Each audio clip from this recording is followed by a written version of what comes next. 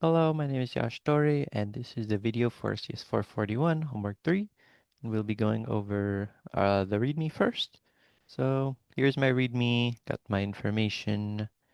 And first, I go over the design, kind of design architecture and the rationale behind it. But we're going to skip that for the sake of time. We're going to move on to installation instructions. Here it is. And so you're gonna need Scala, Flink, Neo4j desktop with Bolt driver enabled. Need Olama desktop, some JDK as well as Scala build tools.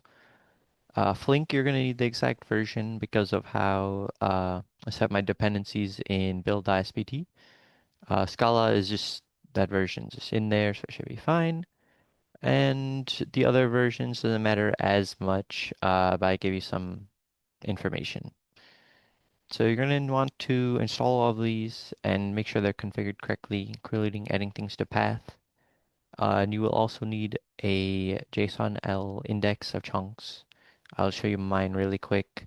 I only have one chunk here, but you can have as many as you want, one on each line. But I only include one, so the demo will proceed quickly.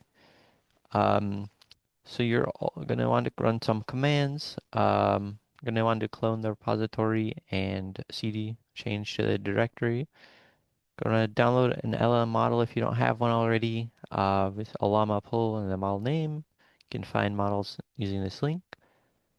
Then you're gonna set the Neo4j password environment variable, basically the password to get into Neo4j for your on your machine. So you can use this one of these commands depending on your configuration.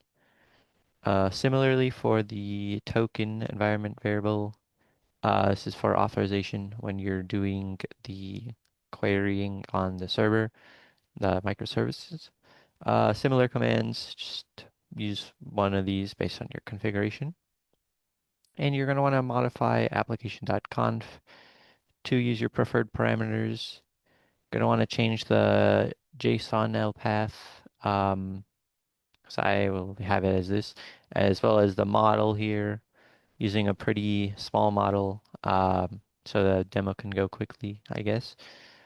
And you can take a look at the other things in here if you wish. I might need to change those. So onto running the program. Make sure you have Olama running. Either have Olama desktop open or run Olama serve in a terminal. Make sure you have your Neo4j instance running through the desktop. I already have that. So then you need to make sure you have Flink running. Also already started Flink, so this could be quick, but that was how you do it. I can make sure it's running by visiting that. I can show you what the dashboard looks like. Kind of looks like this. And Flink does not support Windows cluster mode, so should probably be using WSL2 or not be using Windows. Um, so actually running the program. To build the flat jar, I did that just now, so I can do that again. Before you submit the Flink job, I'm going to just show you, got Flink here, you refresh, yep. And I also have my Neo4j here. There's nothing in the graph right now, 0 and 0, but that will change. So I will run the Flink job, submit the Flink job. That will show up here. Should be done in a couple seconds because I have very little data on a small model. And that should populate the Neo4j graph. Okay, it's done. It says 0, but I just need to refresh. There we go. It's a little bit lacking because I guess I only have one chunk again, but it has been populated.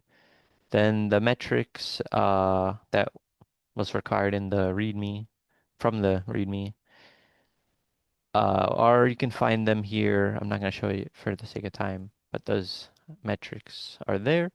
So then we want to start the server. I'm just going to borrow this command and run it. So then I think I already have a query here. I'll just show you like a query or a command or two, just so you can get the hang of it, because all of the commands are essentially the same format, not really too different. So I just have here a very long query that forces asynchronous mode because it's too long to do synchronously. The query doesn't make sense, but just for example. So I'm going to submit it. It's going to give me a job ID. And if I see if I have that, yeah. Uh, I'll show you this, and then we can move on. So the job ID I got was, type it in, EF604. There we go, and we got the information that we needed. Finish that, start at, whatever. Success. Then you can also see the result if you go to, where is it, this, if you do a query like that. It won't really make sense because I did some random query, but yeah. Then all the other commands specified in the homework query me work the same, curl, same format. So, yeah, we did query it. So let's go over the output artifacts really quick. Chunk nodes, concept nodes, mention edges, the co-occurs, related to's all in the Neo4j graph. Describes what they are if you don't know. Evidence string, such as here. Then, as I said, the metrics required to be captured are in Flink. You can look at them under the Flink job in the Flink dashboard here. And video is to do after this. Testing, I'll show you testing. Oops, I guess that should work. Went to copy it, but that also works, I suppose. Um, some compile warnings, which should be fine. And it will run the test. Success, awesome. Now I'll just go with the repository structure. It kind of looks like this, I suppose. Pretty simple. You'll see all this on the repository. So not much to show. Then credits, I suppose we can go over this. Use some cool packages and software like Flink, Neo4j. Those are very new to me. But they were quite honestly not too hard to get used to. Um, I did learn a good amount. Then we've got Lingua again. I think I used that in homework too for language detection. Then Scala J, HTTP, Jackson, typesafe config, Akka for HTTP, SLF4J, logback for logging. Logs are available in their usual location. Scala test for testing, Olama for the LM, and more. And all of this was based off of the concepts assessed in lecture and mentioned in the README. And yeah, that is about it. I did pretty quick demonstration.